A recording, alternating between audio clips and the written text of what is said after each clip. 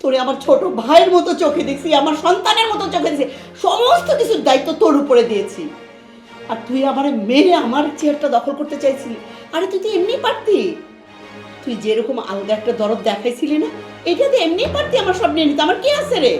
হ্যাঁ, আর তুই আমারে বুকের ভিতরে ছুরি ডাইরেক্ট মারতি, এইভাবে বিষ খাওয়াইলি। বিশ্বাস করেন ম্যাম, এখানে কোনো বিষ টিস কিচ্ছু ছিল না। বিশ্বাস? তোকে বিশ্বাস করবো আমি? তুই কি ভাবছিস তোকে আবারও বিশ্বাস করবো? তোকে উচিত, এমন উচিত শিক্ষা দেওয়া উচিত যে তোকে দেখে আরো তোর মতো যারা খারাপ তারা যেন ভালো হয়ে যায়। তোর এরকম শাস্তি দেওয়া উচিত যে তুই কোনোদিন আমাদের ভুল হয়ে গেছে, ক্ষমা করে দেন ম্যাডাম। না। কিসের ক্ষমা?